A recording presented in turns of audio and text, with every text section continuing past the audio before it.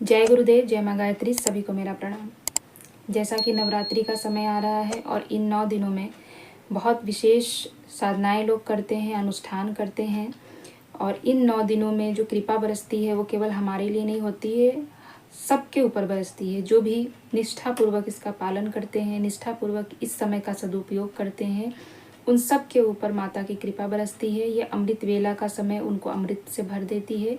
तो आज हम जानेंगे किस प्रकार से इन 9 दिनों में हम अपने लिए चमत्कारी जल बना सकते हैं, या उसे अभिमंत्रित जल कह सकते हैं, या अभिमंत्रित करके आप किसी भी भभूति को रख सकते हैं। तो आइए मैं इसी पे एक छोटी सी आपको बात बताना चाहती हूँ। छोटा सा ही एग्जाम्पल है कि आप किस प्रकार से कर सकते हैं। जैसे देखिए, पूज्य गुरुदेव की जो समाधि की हम भभूति अपने पास लाते हैं, तो वह भभूति जब भी हम धारण करते हैं, चाहे रोग हो, शोक हो, किसी भी प्रकार की परेशानी जब आती है, तो उस भभूति को यदि हम पानी में घोलकर पी लेते हैं तो उससे हमें अनेकों लाभ प्राप्त होते हैं। या फिर जब भी कुछ ऐसी घटनाएं होती है घर में, या कुछ परिस्थिति ऐसी बन जाती है, किसी की तबीयत खराब हो गई या कुछ भी ऐसा हो जाता है, तो हम गायत्री मंत्र द्वारा जल को अभिमंत्रित करके और जिस व्यक्ति को उस जल को पिलाते हैं वह स्वस्थ हो जाता है, उसे लाभ मिलता है। और जिस परेशानी के लिए पिलाते हैं उसमें भी उसको लाभ मिलता है। तो ठीक इसी प्रकार से इन 9 दिनों में जो लोग भी पूरे 9 दिन निष्ठापूर्वक और बहुत ही अच्छे से अनुष्ठान करते हैं, सभी नियमों का पालन करके अनुष्ठान करते हैं, पूरे भक्ति भाव से अनुष्ठान करते हैं, वह भी जल को अभिमंत्रित कर सकते हैं या फिर भभूति को भी अभिमंत्रित कर सकते हैं।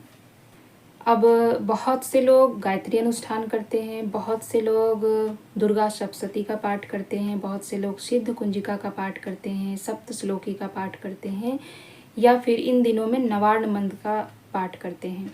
तो देखिए, जो लोग भी जिस भी पूजा को श्रद्धापूर्वक करते हैं वो कीजिए, उसमें कोई भी मैं बदलाव नहीं करूँगी।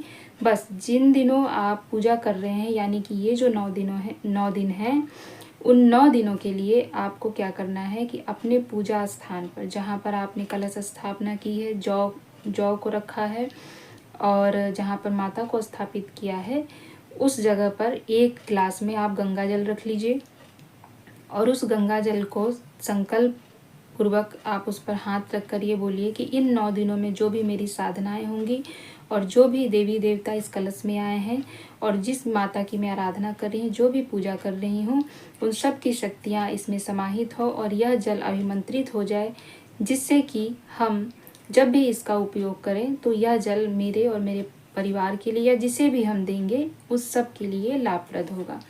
ऐसा कह के और उस जल को हम वहीं पर 9 दिन के लिए रख देते हैं। उसको आप ढक दीजिए और उसको वहीं पर रहने दीजिए। और जैसे जैसे आपकी साधनाएं होंगी, जैसे जैसे आपने पूजा की है, उसकी शक्तियाँ और उस साधना जगह की, जो भी आपने जगह स्थापित की होगी, चुनाव किया होगा, उस जगह का जो भी प्रभाव होगा उस जल में आएगा।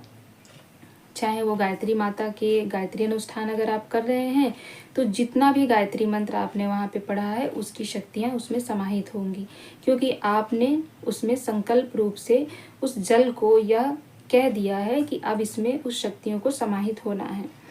तो ठीक इसी प्रकार से आप कोई भभूति भी रखना चाहते हैं तो उसको भी रख सकते हैं। फिर चाहे वो जल हो या भभूति हो, कुछ भी आप रखिए, उसमें इसका प्रभाव अवश्य आपको देखने को मिलेगा।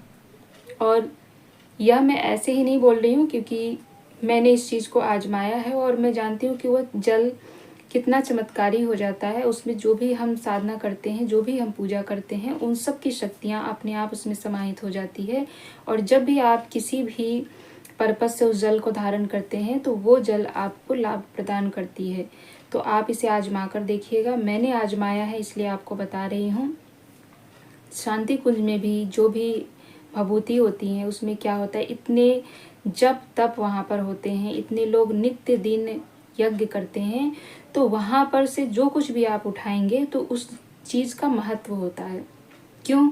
क्योंकि वहाँ पे इतने लोगों की साधनाएं और पूज्य गुरुदेव की सूक्ष्म रूप से जो साधनाओं की तरंगे हैं वो सब समाहित होती है। तो वहाँ से हम जो कुछ भी लेते हैं वो अपने आप हमें लाभान्वित करती है। या फिर जब आप वहाँ पर जाते हैं तो वहाँ जाते ही आपको सुकून क्यों मिलता है? क्योंकि जो भी जप तप साधनाएं हैं उन सब की ऊर्जा वहाँ पर समाहित है। ठीक इसी प्रकार से जब हम उस जल को स्थापित करते हैं, जब उस जल को हम रखते हैं, तो उस जल में जो हमारी पूजा की ऊर्जा है, हमारी साधना की ऊर्जा है, हमारे अनुष्ठान की ऊर्जा है, हमारे मंत्र जप की ऊर्जा है, वो सब उसमें समाहित हो जाती है। और फिर जब हम उसका उपयोग करते हैं तो हमारे लिए दवा की तरह काम करती है। तो इस प्रकार से हम उसे दवा रूप में उपयोग कर सकते हैं। इसे केवल स्वयं के लिए नहीं उपयोग कर सकते, आप किसी को भी गायत्री मंत्र पढ़ के आप दे सकते हैं, वह उसके लिए लाभान्वित होता है। अब कुछ लोग ये बोलेंगे कि उस छोटे से पात्र में हमने छोटा सा जल रखा तो उसको कैसे उपयोग करेंगे। तो उसे आप दवा समझ लीजिए, और जब किसी को देना है तो आप 1 गिलास पानी लीजिए और उसमें से 1 चम्मच जल लेकर उसमें मिला दीजिए, उसका अंश उसमें मिल जाएगा। तो इस प्रकार से इसका उपयोग आप स्वयं भी कीजिए, दूसरों को भी कर दीजिए। इस नवरात्रि इसका उपयोग करके देखिए और फिर इसका लाभ आप मुझे बताइएगा कि हुआ है कि नहीं। ये मेरा स्वयं का प्रयोग ही नहीं है, ये बहुत से लोगों ने किया है। और आप बहुत से बड़े बड़े लोगों से भी जब पूछेंगे तो भी इसी प्रकार से इन दिनों में चीज़ों में उस ऊर्जा को समाहित करते हैं, और जब वो वस्तु किसी को दे देते हैं तो उस ऊर्जा के साथ वो उसके पास पहुंच जाता है।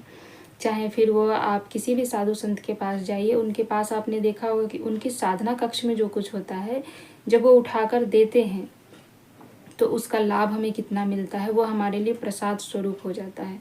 ठीक इसी प्रकार से यह जल भी हमारे लिए प्रसाद स्वरूप होगा, या फिर किसी और के लिए भी प्रसाद स्वरूप होगा। लेकिन हाँ, आप उस हिसाब से अपने पूजा कक्ष में जब साधना पूजा पाठ कीजिएगा, आपके भाव शुद्ध होने चाहिए। किसी और नियम के बारे में नहीं बात करूँगी, केवल आपकी भाव की शुद्धता, आपके मन की पवित्रता और आपकी आत्मा की सफाई होनी चाहिए।